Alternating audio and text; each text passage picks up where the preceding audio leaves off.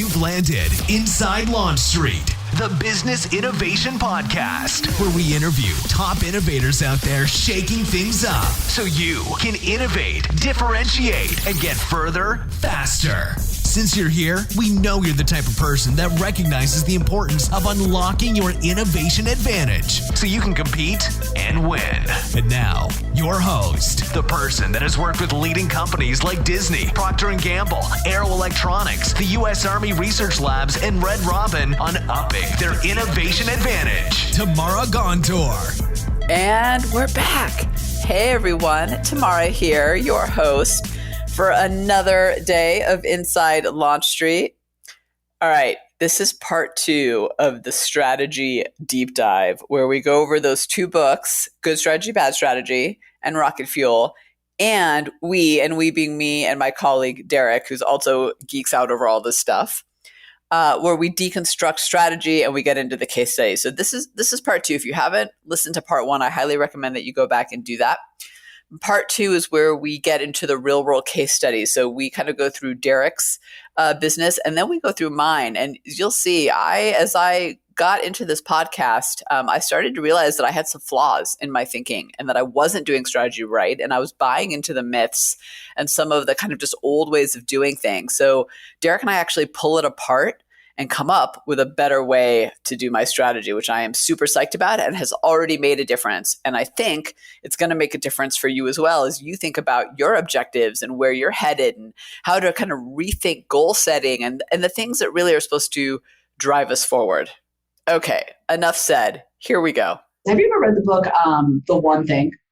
Yes, yeah, by Kelly, the guy who started, was it Keller Williams? William Keller, but I can't remember which one. Yeah, I think Keller made this. My post-production team will find the book and put the link. Yeah. Here's the thing I love about that, and I think this applies to the diagnosis as much as it does to strategy. Right? His whole thing was, what's the one thing that by doing that makes all of the things easier, more relevant, well, whatever, right? And I love that. And I try to do that every morning. But I think that's true in the key issues is what are the key issues that if I address these, all other things kind of fall under it. Right, exactly. Because I think sometimes we have the challenge of almost having too many key issues, right? Where everything becomes a key issue and then you can't diagnose anything because it's all there. Right. And the one thing approach forces that distillation to the top key issue. Right. And then addresses that in the next part of strategy, right? So, and that is a good methodology. And so, I think that even if it's more than one thing, that process is very effective. Right. Sure. And it just reminded me, like when I think about those things, there's a million other things we could talk about with key issues in diagnosis, but those are the things that if you deal with that, everything else falls under it in some way or That's another. Right. And another useful, you just reminded me of something, one of my mentors, Marshall Thurber, he had this concept of the trim tab, which he got from Buckminster Fuller, who's a futurist. Have you heard of the trim tab? Do you know what that? So a trim tab is on these giant ocean liners, they have the rudder, right? It's huge. And to move that rudder against that pressure is impossible. So what they have, there's a thin strip on the back of the rudder, and it's called the trim tab. And when it flips, creates a little bit of space, which allows it to move. So how does that relate? Trying to identify the trim tab in your business. What are the highest impact things that can propel you to your objective the best way? Right. And that's both in the key issues, but then in the next thing we'll talk about, which in the book, you're going to have to tell me because you're innovative, incredibly innovative. We all are. Oh, that's your whole thing, right? That's right. Bringing innovation to the entire world, to the universe. Yes. Well, I mean, what I know about technology, innovation is a necessity. Yes. Not something that's nice to have. Agreed. You will not survive in the world that we have now and where we're going without it. So true. So the next part, he calls this operating policy.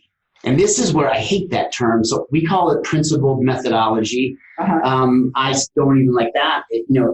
This is what are the core concepts that we're going to develop action plans from, but are independent from those action plans that address all of the key issues from the diagnosis. So we have these 4 or 5 things, and so we need a plan for that. So our focus points, and again, these things are broader but still specific enough. They aren't action items. They are approaches or methodologies that you can use as guiding lights in informing your ongoing action plan. So, and they are always specific, again, to the diagnosis. So the operating policy, our principled methodology, in our cases, there's two of them. The first is we focus on delivering transformational client experiences. And why that is, clients, we need to dispel the dynamic marketplace, the confusion, the fear, all of those things. And so, and also you have to overcome techie and non-techie dialogue. So as part of what we do, we of course have to execute against the best technology we have out there, but the clients have to experience it in such a way where they understand what's happening and that the results are clear, and that the only way to deliver a transformative client experience is if we understand them. So it is inherent that we need to do a good strategy, understand them, understand their business, and then understand technology, and then assemble a proprietary. So our overarching principle is to deliver transformational client experience. The other thing we have on the other policy we have in place is this company is about growing superhumans, our extraordinary humans. So our internal focus that meets this on the other side is when we have very principled ways of approaching things that my team learns how to handle stress. We focus deliberately on communication. We focus on structured things that we know are going to grow them as humans and better serve the clients, because technology is hard. It burns people out all the time. And we can't have to be great at Google Ads and not understand how to communicate and work with clients. So by choosing to focus on a deliberate, structured program to grow them as peoples and how they work as a team, which many actions flow from, but that is a core approach that addresses the other side of the client, which our team is growing to match what we saw as market opportunity for us. So let me put this into a progression for a second, so that we can all see how good strategy makes a massive difference. Right. The key issues, right, are hammer, dynamic change, confusion and disconnect, black magic, right, systematizing the approach. Right. The strategy based on that diagnosis, on those key issues, is, and I might change a little bit. I might say transformative employee and client experience. Right. Correct. That's great. I think that's actually because you wrote what you just said. Right. So, okay, so key issues, strategy, transformative, client and employee experiences. You got it, right. That translates to client relationships and how you do it, right? That part of the business. It translates to how you think about adaptive strategy, building strategy for your clients. Exactly. It translates to how you communicate we've had those conversations about like dashboards and reporting to your clients. Right. It also impacts how you think about making sure you get results, because it can't be transformative if you're not blowing their minds. It has to, right, on the results, right? So delivering insights instead of data, right? Right. Reporting is almost a dirty word, but what we need to do is deliver those reporting insights. Is a tool to get to insights. That's it's exactly not right. The final. That's right. That's we've had discussions about this. Like, I really get frustrated because I think people tend to deliver information. Right. I don't need you to give me the information. I can read that. Yep. What I want to do is have a conversation about the insights, which is what the information tells you or can tell you. Right. But again, just to break it out from a flow perspective, it's like diagnosis, strategy, and then tactics, right? Exactly. A coherent action plan, right? And so those big principles about transformation of client experience, and then for employees and clients. Yeah, I'm going to write that down on the board while you're talking. So from that principle, we then inform a coherent action plan, and that plan, as the world, the client's business change, technology is changing, we circle back to that principle before we develop action plans. And every month, we are checking in and evaluating, are we on point for that globally? And we do that by individual client as well. So that leads to the next section, right, which is really proximate objectives. Right? So let's talk a little bit about that, because that comes directly out of good strategy, bad strategy. And I think it's a fundamental shift in how we think about quote unquote goal setting, which I hate. Oh, I hate the word goal setting. I know too. Well, there's so many issues with it. Like, issue one is when you get there, then what? Right. You're done. Right. Like, what the hell? And second, what does that goal really mean? Where did that number come from, or that whatever it is come from, and what are you supposed to do to get there? So that's my issue with it. Right. Proximate objectives are really more about helping you understand where you are relative to your overall strategy, right? Like, it should, what you get out of that should help inform where you're headed next, the decisions you make. So what are your proximate objectives? What are some that would help you know, am I achieving against our strategy in those different departments? Right. So proximate objectives, there's a couple. One is, when we talk about how do we measure client experience, we have a different policy and approach here than most of the other people. They want to jump into high-techy solutions, et cetera, et cetera. So how we do it as a check for understanding, and reporting is what it is commonly called, but we have these collaborative sessions. And proximate objectives would be written strategy for each client, pulling out the key metrics and communicating them into a way that is structured and reliable, and we are ensuring that we are delivering that experience.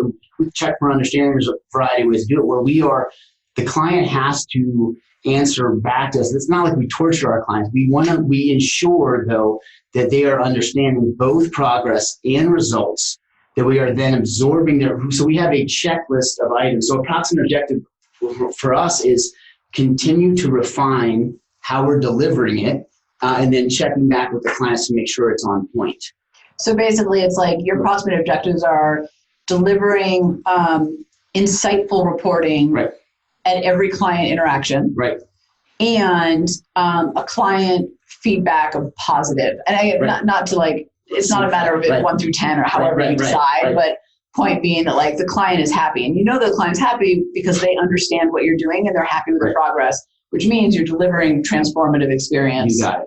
Right? Relative. So, but again, the key to that, in my opinion, coming from the book directly, is it's an indicator of what to do. Right. So for example, this is not what's happening, but for example, if you found that like you were getting emails from clients that were like, hey, like we're not getting what we need, you would know that you're not mapping against exactly against a transformative experience. Yep. And other proximate objectives that I find, like a typical one would be, well, reach this much X in monthly revenue, right? We target more around right size fit. So approximate objective is we continue to ensure, are we delivering the value for the investment and making that clear?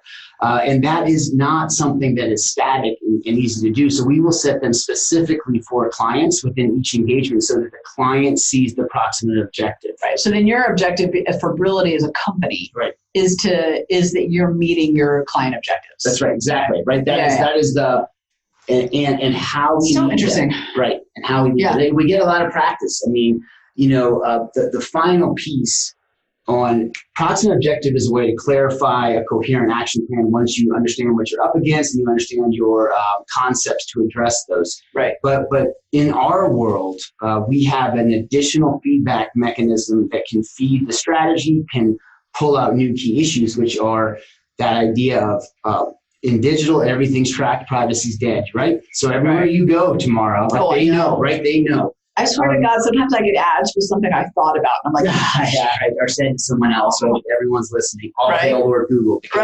No, totally. So that happened to me and a friend the other day. We were having a discussion about in my kitchen about a certain protein powder that we both sent that we both love. And I swear she sends me a picture the next day in her Facebook feed of a scent, and I got it too. We were like, no way. And I'm sure it's because we follow all the CrossFit memes too. So like, I'm sure there's other reasons, but both of us were like, what? Yeah, there is a bias. I researched that, and yes, they do listen. Number one, two, but we also follow the feeds, right? Well, we have a bias with what did Daniel Kahneman say? What you're thinking about right now is not as important as you think it is, right? And because we have this unfair, focus on what is immediate, and it gets way overweight, so that raises our attention. You talk about the RIS, that raises our attention to it, so we'll see things we already saw and think it's magic. Well, 90% of our thoughts are roughly are repetitive in any given day. So you're just thinking what you thought yesterday. That's true for everyone but me. Right. Mine's flipped, of course. Yeah, my favorite is 82% of American drivers think they're better than average. Which is not how I feel on the road. I'm like, I'm the 1% who's a decent driver.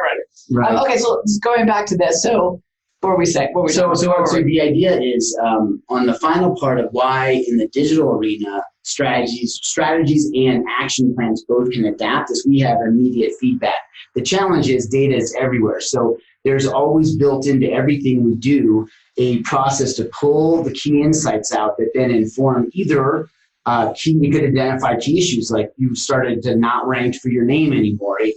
Competition's moving in. They didn't when we started, they are now. And also like, is this working? Is this not working? Where's the highest return on your money? So you get this rapidly evolving action plan based on immediate feedback, but all of that is informed by principled thinking because you figured out what's key in the market.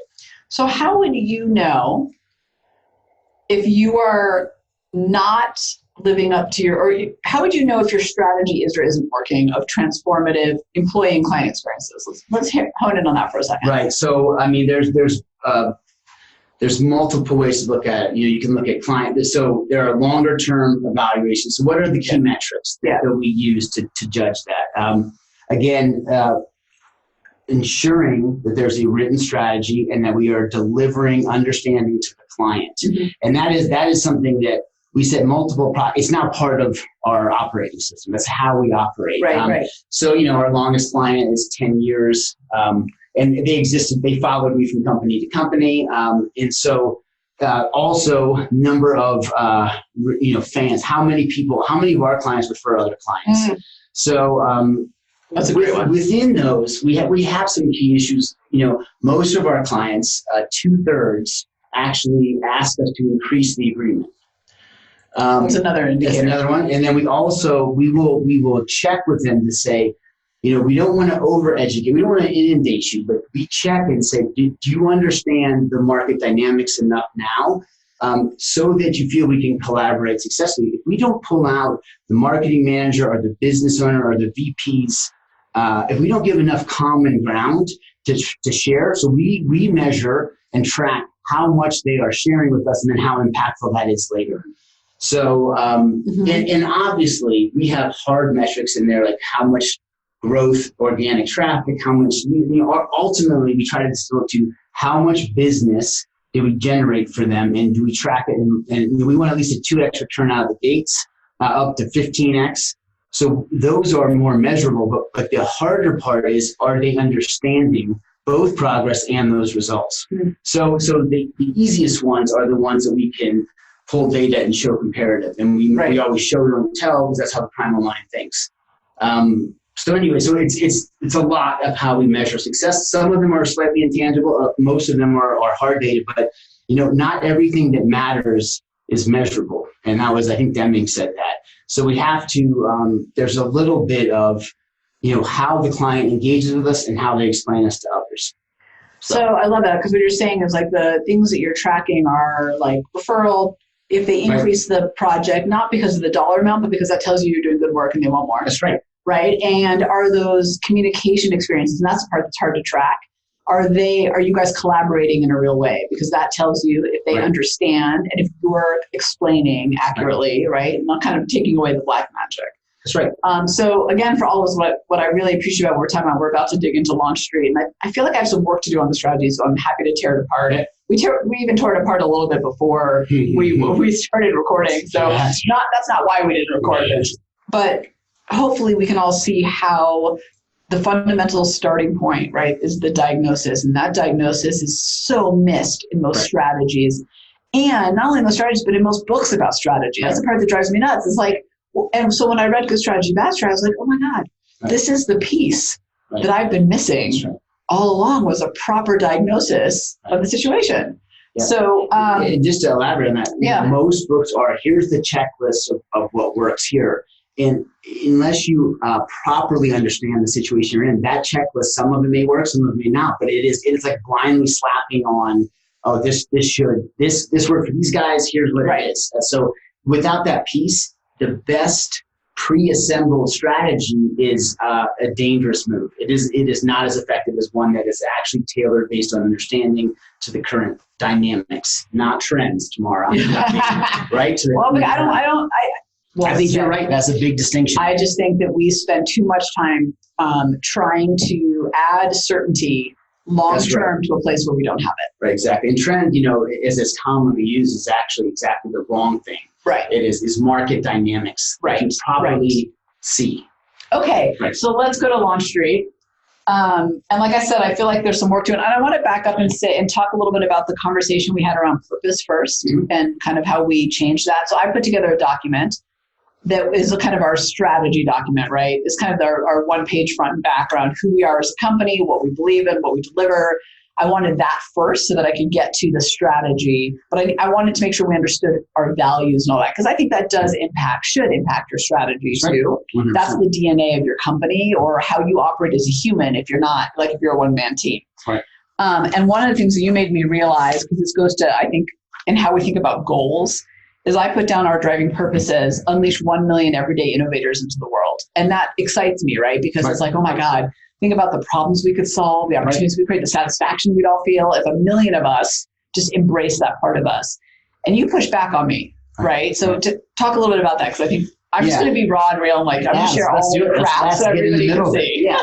So the driving purpose for me is something that is it's highly emotive, and it is something that is principled in thinking that can carry you forward. It isn't a specific measurable outcome. It's not a number. It's not a number, right? Right. Because what happens when you reach it? Right, so exactly. Am I done? Yeah, your purpose is. Of course, I'm not done. Your purpose is right. My purpose is over. Yeah, so that's it. I'm cashed, right? Yeah. So, but an outcome should reflect like a proximate objective, progress along your purpose. So what was your revised purpose? So my revised purpose was to shift the understanding about innovation so that we can unlock the full potential in humans through the power of innovation. Right. So that may be clunky in terms of language, but the point being that the real purpose of why I do what I do is to shift the wrong narrative that's out there, the myths that are out there about innovation being for the select few and select types, all that, to shift that understanding to be that it really was something we all have, and to unlock all of our full potential through the power of innovation. Exactly. That's ultimately why, that's what gets me up at 4 o'clock in the morning, right. Happily, right? So I'm not always happily, most of the times.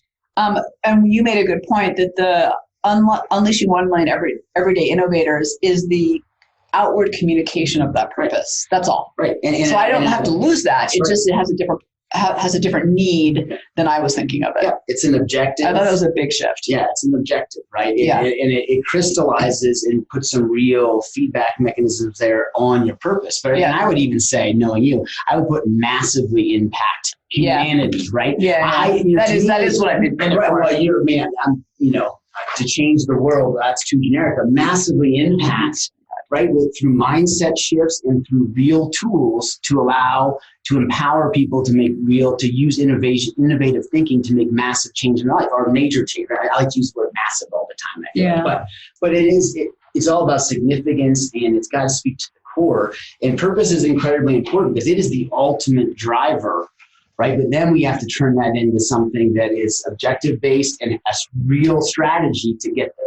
And what I love about that, about unleashing full potential through the power of innovation, is it also makes it clear what lane I want to play in and do play in, right? Yep. It's not unleash full potential, hard stop, because what does that even mean, right? Like, He's got that one locked up anyway. Right. Like, what? Yeah. So I wanted to bring that up because that does impact, your purpose does impact all of that. And it's important to understand that before you start getting into it. And if you're at an organization or you're in a team who doesn't understand your purpose, you kind of need to back up and say, okay, well, why are we doing what we're doing? Right. And what drives us to do this? Because it matters. And, whether it's Simon Sinek or any of those other kind of, quirky people out there, they'll all tell you the why matters. Like, we know that, right? So anyway, so I just wanted to bring that up, but let's go through this for me. So the key issues and then the strategy. And again, I kind of want to pull apart the strategy. I like to battle test my own stuff. Let's do it. And part of me wonders if this makes sense. And for all of us listening,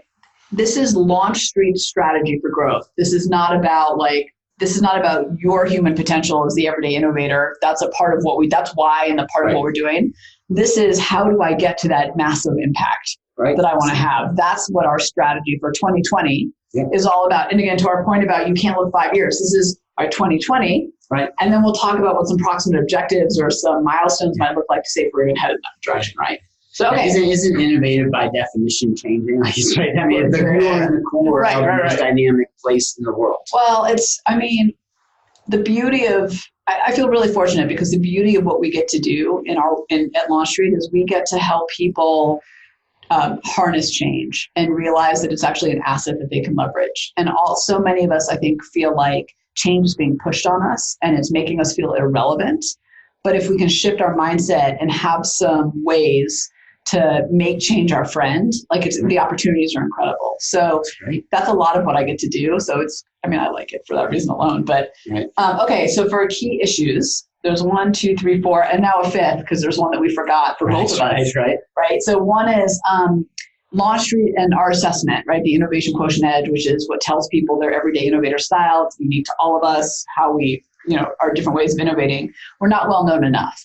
We're known, we have traction, but really to make that massive impact, the reality is we're not nearly where we should be. Right. And that is a company issue of marketing. So we have been doing the IQE in particular for about 2 to 3 years. We have tens of thousands of people that have taken it, but millions should know about what we do and they should get the value out of it. And we're not there. So Launch Street, not well known, and also the IQE is a subset of that is not. Right. And that's our flagship, right? That's our differentiator. So that in particular is not well known enough. And how do you define the IQE again?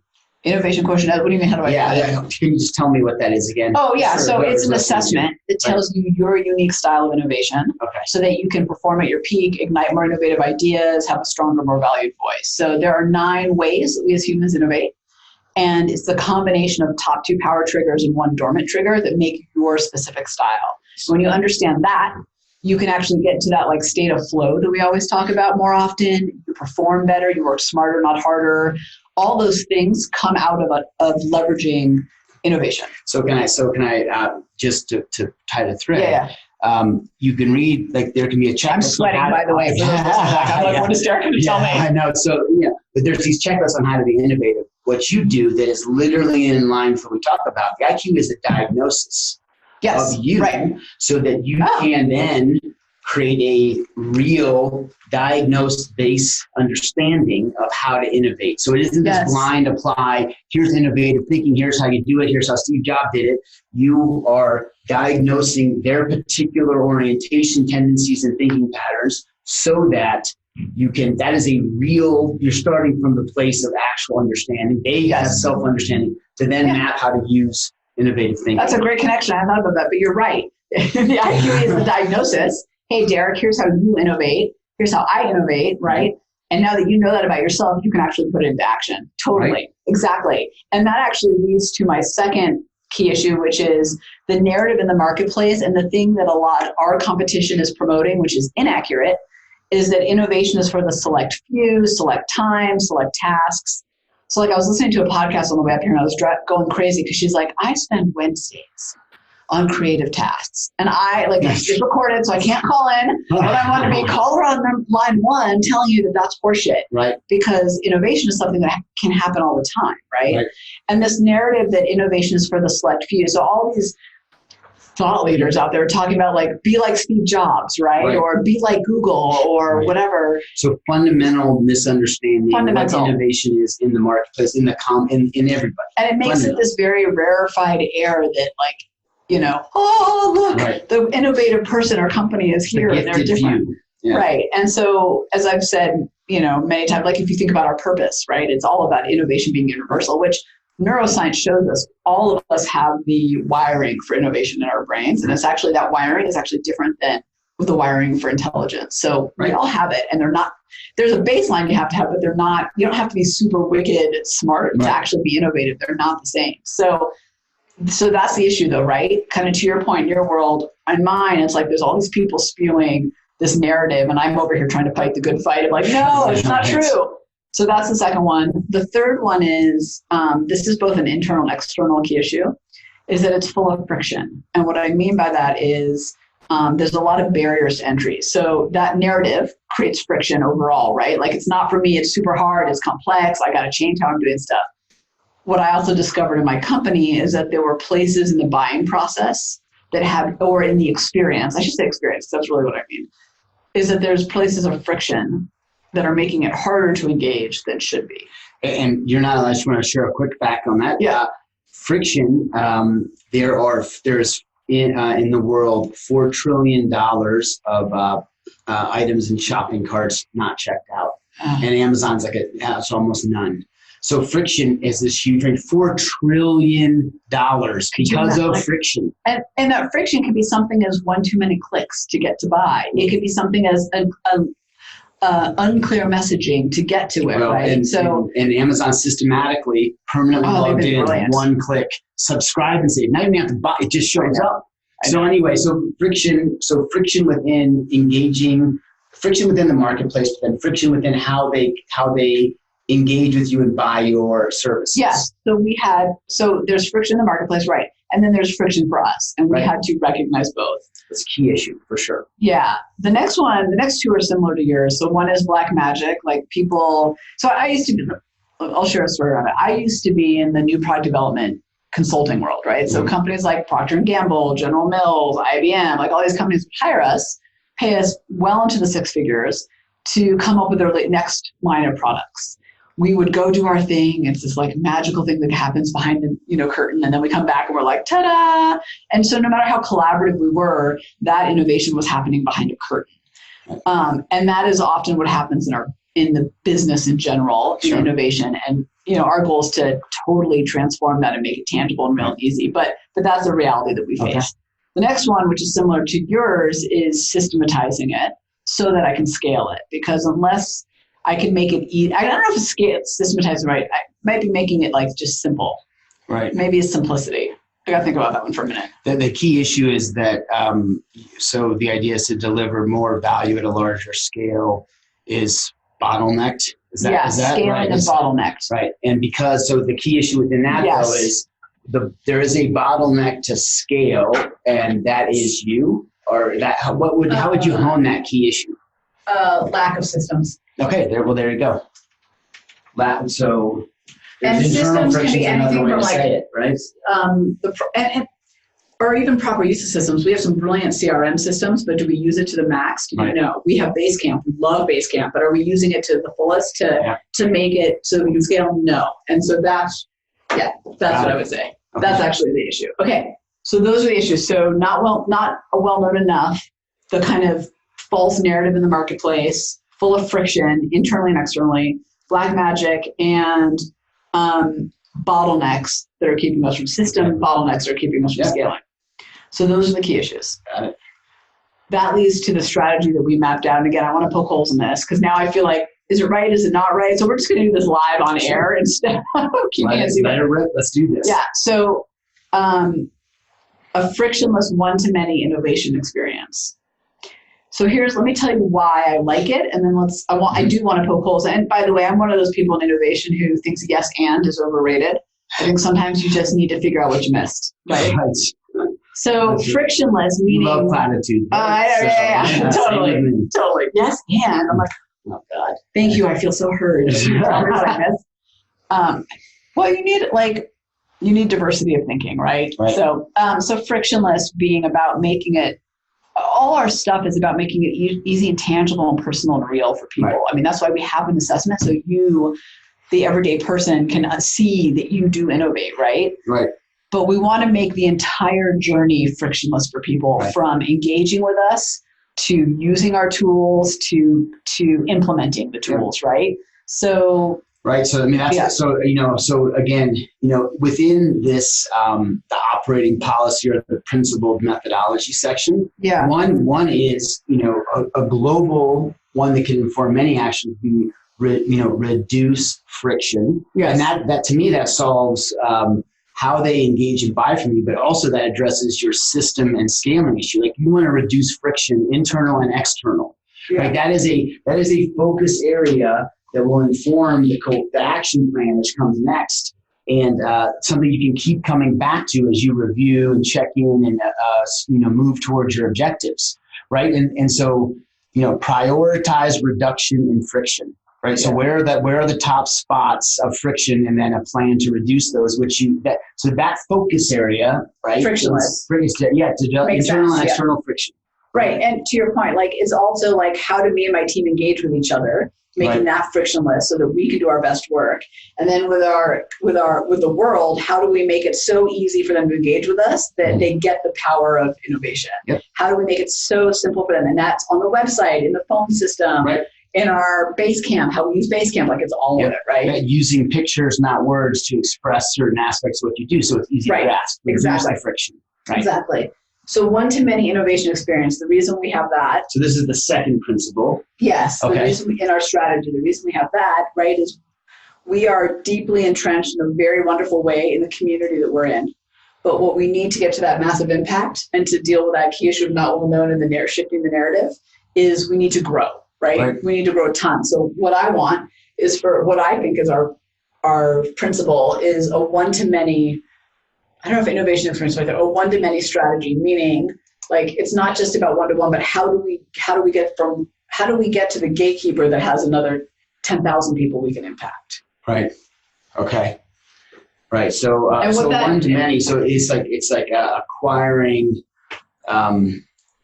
acquiring people who have access to many. So one yes equals many, right? So the idea here is to be very targeted with who you engage. Is that not just who, it's also where and how. So I'll give you several examples. So one is, we have a book coming out in May. That's a one-to-many product.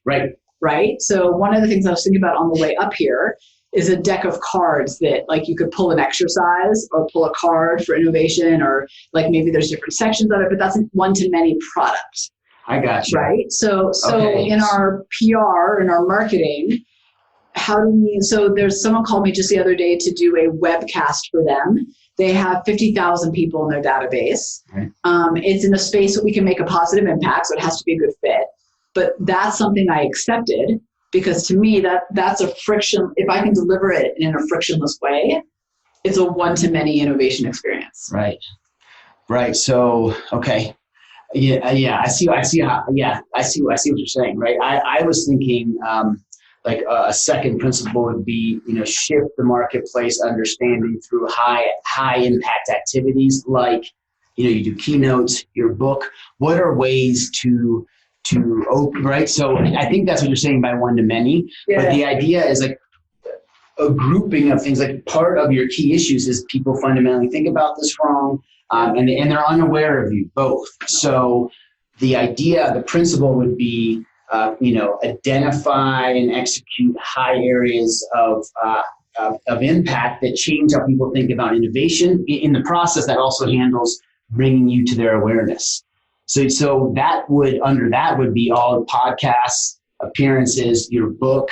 These are all ways to establish a fundamental shift in how people think about innovation, as well as establish you as the leader, right? Okay, I was just writing as you were talking. What if the strategy is this? So again, to go back to just for all of us listening, right? This is about how do you create a strategy that actually allows you to drive the right tactics. That's right. And addresses all the key. And that's why we're going round and round, because there's a lot of that sounds good, but it doesn't really. Right. So what if it's this? And the other reason this tomorrow is people want to see the key issues and they want to jump right into an action plan. Right. What you need is principle thinking between that allows iteration through the action plan. And that's why this step is super important. So. Okay, this may or may not be right, but go with it. Shift the human narrative through. Could you just tell me not to give an opinion, but go with it? No, I'm just kidding. Go ahead. I would never do that. Yeah, right. Is that a question? Shift the human narrative through a frictionless, high-value experience. Yeah. So that's the strategy. Right. Because what that tells me is shifting the human narrative is how do I get to more and more people, right? So that has the same impact on our marketing strategy or marketing tactics that I was just kind of talking about with the one-to-many. This means that the human narrative means that we're very clear in our communication about our belief and our where we stand. Frictionless is what we were just talking about, like removing that friction from engaging with us, from buying with us, from our messaging. And then the high value speaks to, I don't know if I need that in there.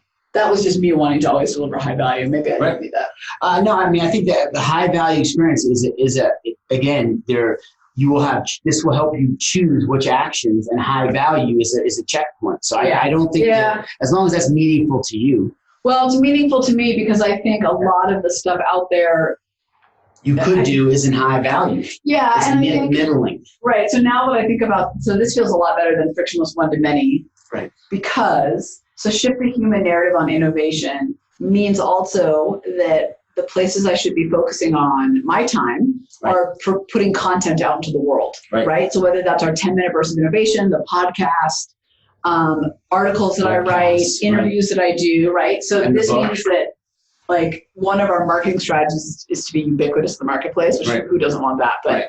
But our point being that means that I have to take every opportunity to be out there in the world talking about this. Right. So that tactic becomes real based on this strategy. Yeah. Where you can make a high impact and deliver high value, right? Not just everywhere, because this will hone and focus where you're going to show up. Right. So through that frictionless experience, high value experience. Right.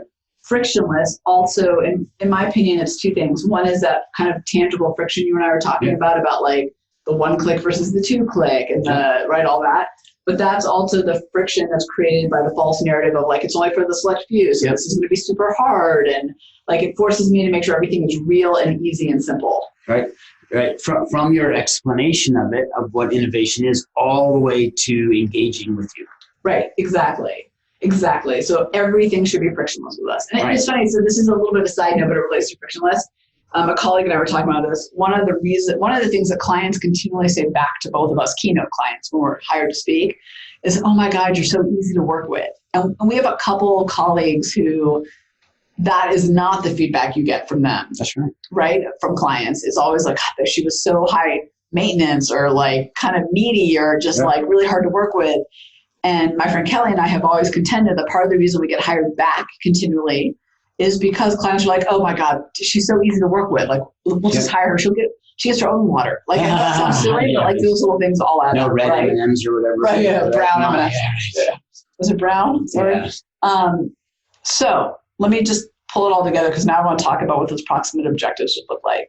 So the issues, not well known, the false narrative, full of friction, black magic, and the bottlenecking to scale. Right. The strategy is shift the human narrative on innovation through a frictionless, high-value experience. So that actually makes a lot more sense, given, I think it's actually great, because now we've seen what a bad strategy is, a mediocre one, and now we've gotten to a good strategy. Let's talk about proximate objectives, because now this leads me to the next part, which is, how do I know if I'm headed in the right direction? Right.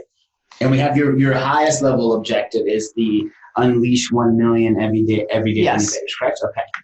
Yeah, because so the thing that I love about that is I know that at 1 million, we shift the narrative. Well, it's tipping point, right? I mean, that's why that 1 million matters to me. Right. So to me, that means how many, and the way we gauge that, because it's the most tangible way we can do it, is how many people take the IQE.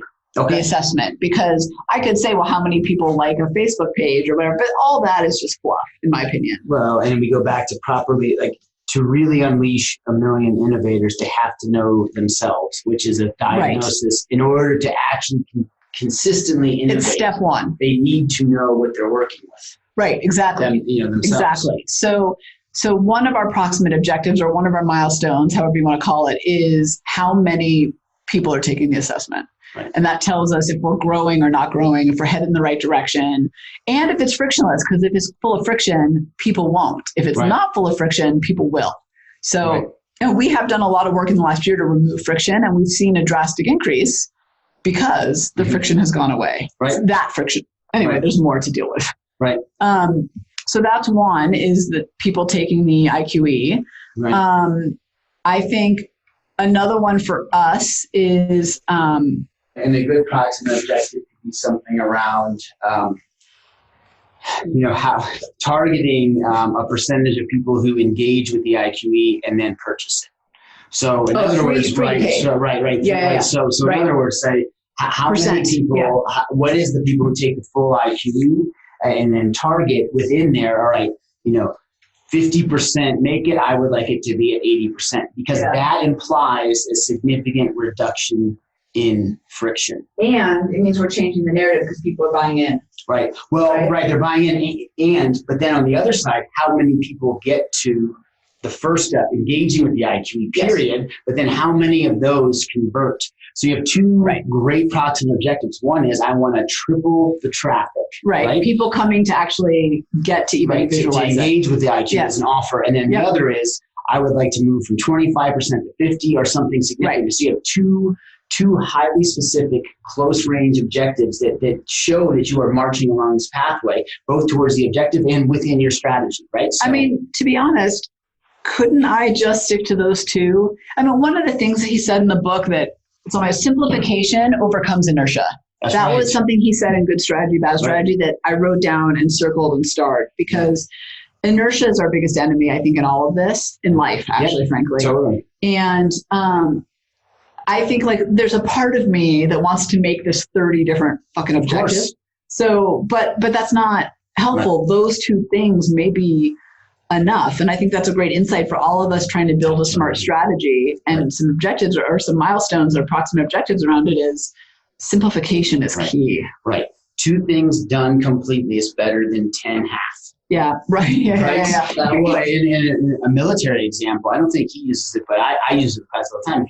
If you have enemies on 3 hills and you have 10 guys, you don't send 3 to each. You send 10 to the first. You take that hill. Then whoever's whoever's left over. Whoever's so you're down to 7.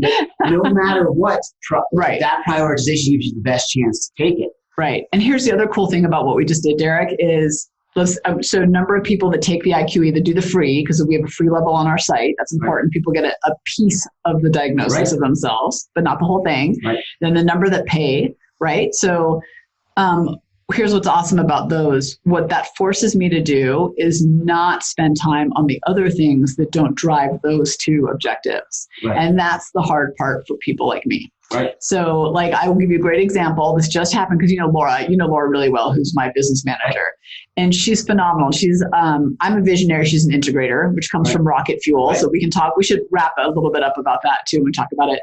I wanted to make these changes to the toolkit part of it, the online library, which I love it. It's awesome. But I wanted to go down a rabbit hole. Right. And she said, well, how does that help us get to more people taking the assessment? That's great. And I was like, shut up, Laura. Yeah. But she's right.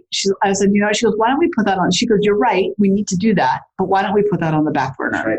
And once we hit this, then we'll go back and do that. So glad you're thinking about it, Tamara, but we're not doing it right now. And I was like, oh my God, you're right. That doesn't, this tells me this, I'm pointing at the number, taking the IQ and the percent purchase.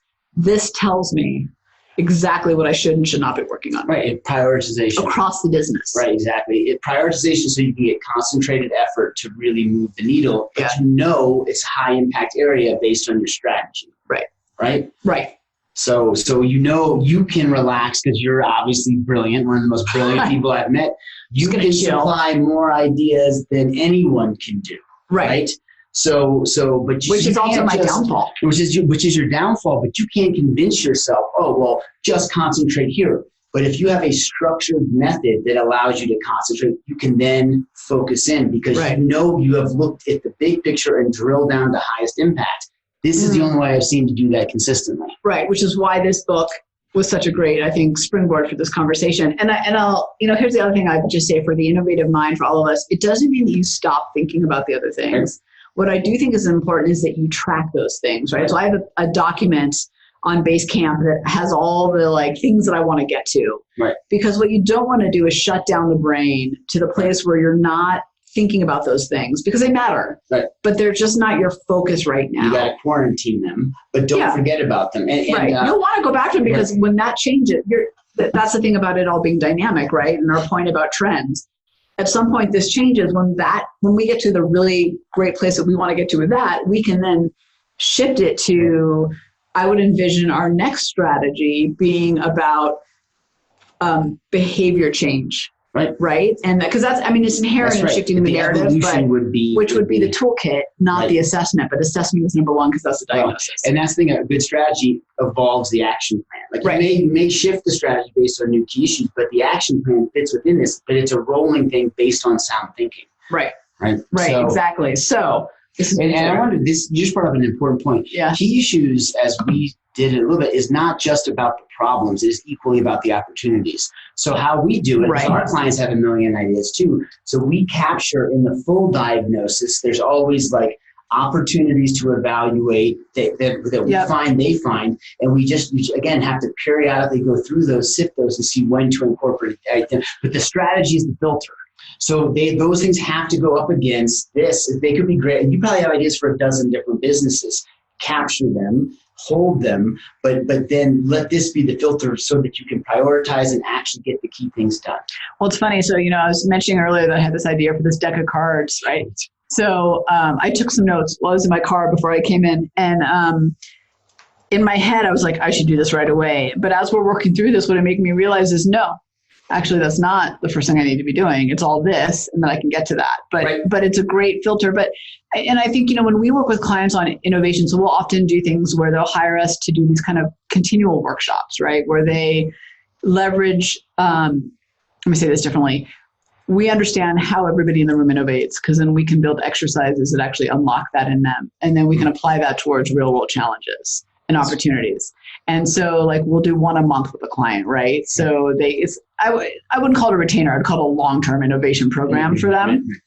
And it kind of is double benefit, because on one hand, we're helping them solve challenges. And on the other hand, we're training them on how to think in an innovative way across everything they do in the times that we're not together, right? So, but what I love about it, how it relates to this part is there are a million things that get written down on those easel pads that are not right for now, but they're kept. Right. Because at some point, we're going to want to revisit those things. And quantity over quality to start. So this is a little bit of a side note, but I was reading, I can't remember, I read so many books at once, I can't remember where this one came from. But basically, there was a study done. It was, I think it was a photography professor. For half the class, he said your grade's on quantity. For the other half, he said your grade's on quality. You need to deliver top-notch photos. And to this other group, it's you just need to deliver quantity, a lot of them. Right. What he found at the end, to no surprise, was that those that were in the quantity group had way better photographs. Their quality was actually better because they were out there thinking, experimenting, trying, and they weren't worried about that one right photo that people in the other group were. So quantity in our world matters, right? Tracking those ideas. And in digital marketing, I think is true, because an idea that I have today may not be right for our objectives, but it may be right later. That's right. So that was a little bit of a tangent, but I thought that was a fascinating study. It might be and it's funny because they study famous artists similarly, and the output of Da Vinci, Picasso is literally 4 or 5x everybody else. Right. They didn't have a per art higher hit ratio. They just had more of it. Yeah. Now again, though, that can be part of any strategy, right? So how do you deal with all that output? It still has to be structured in the approach, and it can be quarantining for later, periodically revisiting it. But in some cases, sheer output can work, right? Right. Okay, so to wrap this up, and I do want to talk a little bit about visionary and integrator, because you kind of hinted at it. So for mine, you've got your key issues. I've kind of gone through those. You've got your strategy, which is now shift the human narrative on innovation through a frictionless, high-value experience. Love that. And the proximate objectives that we're going to gauge on whether we're hitting it is number of people who take the IQE for free. So basically people kind of come into our world, and then percent of purchase from that, people that then go that one level to get the full picture of themselves. And that's so simple. I'm done. I want to say more, but that's it. That's it. And all actions that spring from this are focused there. Right. I mean, we don't have time to go into all the tactics, but this. You have a guiding light now. Right. This, and for you too, about the transformative employee and client experience, this determines how we do our marketing, our sales, our operations, our fill in the blank, right? And that's the part that makes this strategy so awesome, I think. Exactly. And having our focus, we train on how to communicate. We are constantly improving the visuals we use, and then we check for understanding. So that the fundamental, the cascade effect of the right strategy is all the actions compound over time because they're a long and thoughtful approach. And so, and that shift is important because of how compounding works, right? Right. So, right. What is it that Einstein said? Compounding interest is the most powerful force the in the universe. eighth wonder of the, right? What did he say? I'm going to botch the quote, but I read a couple of jokes about how Einstein gets all the. No, I'm not sure I just said, but basically, he who understands it earns it, and he who doesn't pays. That's right. Something like that, right? Right. But I think that's true for innovation too, like the compounding value. But to your point, that's true in strategy too. That's right. Well, this has been amazing. Let's wrap up by talking a little bit about rocket fuel because it was like subtly integrated into part of the conversation, but we really focused on good strategy, bad strategy for good reason. And rocket fuel, so the tagline, the subtitle is the one essential combination that will get you more of what you want from your business. And I think this might have been one that you gifted me early on. So, and it talks about visionaries versus integrators and this idea that you need both in your business. And I think both of us took the assessment and obviously we're off the charts on the visionary side. So, and the thing for people I'd say that about visionaries is that we're like untethered balloons. Seriously, right? Like we're just like, if there isn't someone with a hold on that balloon to help make it useful and real and relatable, we tend to float away. Not in a bad way, just we're full of the future. Right, exactly. Yeah, where integrators are people who can take that idea and implement it, turn it into something, communicate it to other people. Right. And it kind of reminded me of Derek Sivers' TED Talks, like one of those 3-minute ones about the first follower. Right. And have you seen that one? It's one of my favorites. So hopefully we'll do a link in the show notes. The one guy crazy dancing and then the next one. It's like a Grateful Dead looking concert. Yeah, and one guy's dancing all by himself and he looks absolutely crazy. And it wasn't until the first follower came and danced with him and then got everybody else. And then suddenly everybody on that field was dancing with this lone crazy guy, right? Who was no longer alone. So I think this idea of like you need the different types of people is really powerful, and understanding how you work together to build something stronger versus just the friction that can be created by working with people who are not like you. Yeah. I would say, and so having read an egregious amount of books on how to do businesses, right? Having had 12 companies, this is the first one that started with an assessment, right? And the diagnosis, yet again. It diagnosed correctly and had a preset strategy for a lower percentage type of entrepreneur. And visionaries always need integrators, but integrators, which are the majority of business owners, do not need visionaries. Integrators are good business operators. So if you move into like a auto mechanic place, let's say, like you have a standard offering that doesn't really need creative vision, right? Doesn't need someone pushing the edge of what's possible. They do phenomenal. And so integrators are self-sufficient, but a visionary without that well-balanced individual, we're untethered balloons, right? Yeah. Now, the other thing that is interesting, though, is visionaries are often the most celebrated business owners, like Richard Branson, Steve Jobs, Elon Musk. So these guys get, in the press, it seems like there's more of them, but they have entire companies that help manage their crazy side. Well, and it actually, if you look at all of those examples, if you actually pull back the layer beyond the cover of the magazine, they have integrators in lockstep with them. They're not just like, it's not just the employees. Sometimes multiple.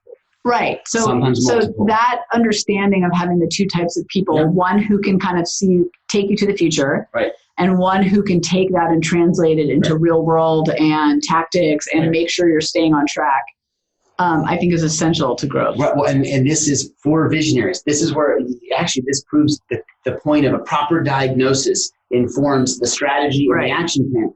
Because without that distinction, I read the book E-Myth and I was like, this is brilliant. They're all integrators who gave me the E-Myth. It's logical on how they apply it. It's all about systems. It's all about systems.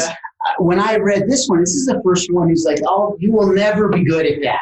Like you're at QE. Yeah. Listen, like if you don't understand your pre-built you're good at this, but you're not going to be good at that. You can't follow a checklist without understanding what you are and how you operate. So I made my entire company read The first chapter describes what is a visionary. And so, they set it down, they go, oh, you make so much more sense now. Right. And now they know sometimes. Now they know how to leverage you better. Right. And you know how to, I don't want to say temper, but like build a communication or a relationship approach that works for them too. Because here's my other issue sometimes, and this one doesn't do it as much, but maybe a little bit. Sometimes I feel like there was another personality assessment I took that was like, you're either an inventor, a performer, a producer, or a judge. Yeah, right. So inventors are often La La Land. Performers are very like the charismatic salesperson. The producer's the person who does stuff, and the judge is the yes but person, just to sum it up.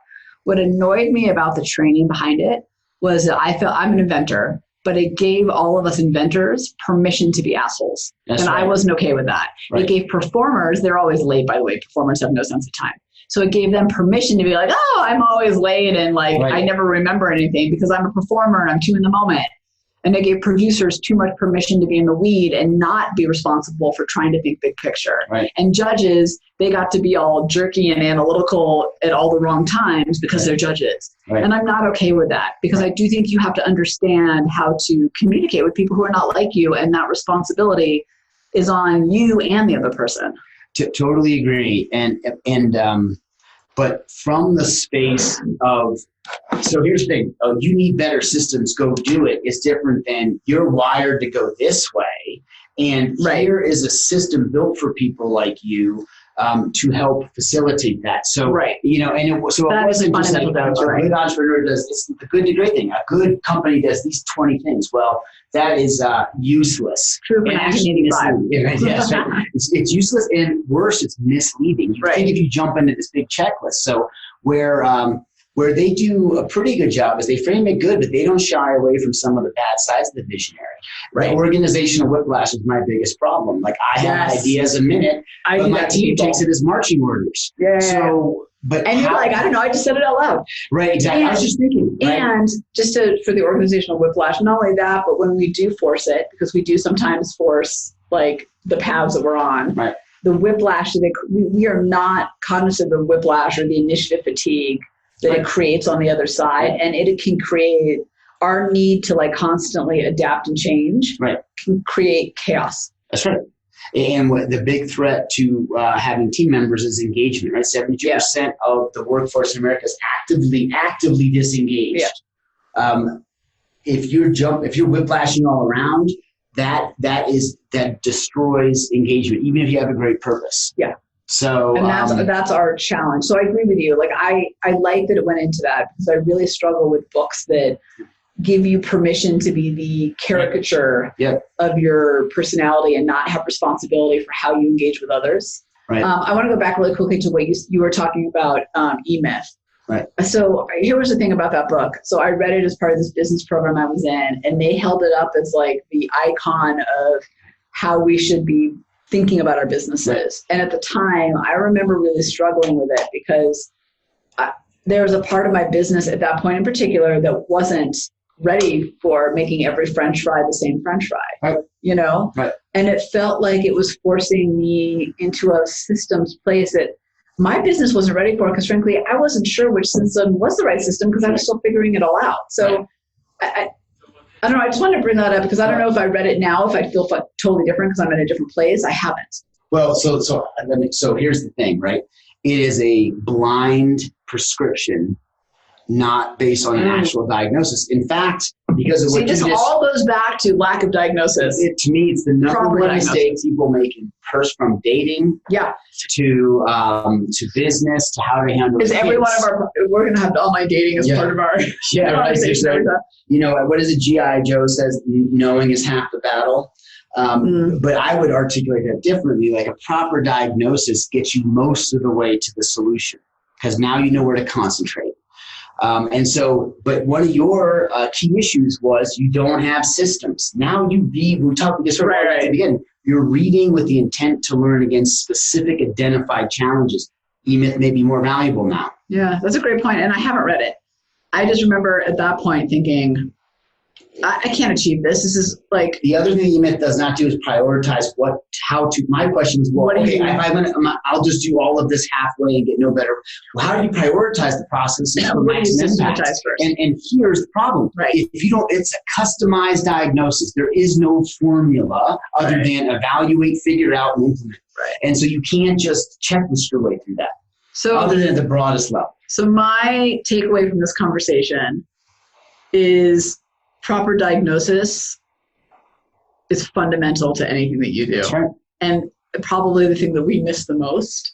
And your strategy needs to be something you can actually implement against and not a platitude, which you and I both knew going into this conversation. Right. Yeah, but I don't know until, like I have believed in diagnosis being important, but I think until this conversation, I don't think I really wrap my head around how it translates into everything else that we do. Everything, right? Yeah. It is the starting point that allows for action to be effective. Yeah. So this has been amazing. And I hope that for listeners out there, they really start to think, first of all, pick up the books, but also pick up some of these books, not some of the other books. Right. And also think about that how you're doing proper diagnosis, make sure you're doing that, and creating the proper strategy. And I think the cool thing about strategy is, as we've talked about it today and is outlined kind of where we're pulling from, is that it can be at the team level too. So you can own a company and do strategy, of course, but you could do it at a brand level, like if you manage a business or a brand inside a company, or at the team level and you manage a team. Like it doesn't have to be just for the owner of the company 100% on down, or the CEO on down. You know, I think it's at all levels you want to think about the strategy, which makes me think I'm going to do one for my personal life. See how that goes. Just for my life in general. Well, and if you diagnose your personal life interwoven with business, you can start to really get effective areas to focus on, right? So I don't believe in the work-life balance. I'm not sure what that even means. But what I would say is full integration is a thoughtful diagnosis of, where do you want to go, but then what are the key issues that run up? And people just articulating them will create aha moments. Yeah. And now you have the right assembles of targets to go after. So I agree. I love it. We can do that one next. You can be vulnerable and share all the personal things going on, right? And we'll see how that goes. Here are my key issues personally. Yeah, I don't ask questions. That's right. Your questions are delivered as statements. Yeah, that's it. That's right. Declarative. I do ask questions. They just come out declarative. No one knows it. I know. All right. Well, I'm going to click off now in terms of record, but we definitely have to decide what we want to talk about next, because this has been fantastic. Thanks for hanging with us on Inside Launch Street. If you know someone that is truly ready to unlock their innovation advantage, have them join you on Launch Street. Discover your innovation advantage. Build a team of high-performing innovators and ignite ideas and solutions that create massive impact. GOTO, launchstreet.com. Remember, innovators, if you don't take the leap, somebody else will.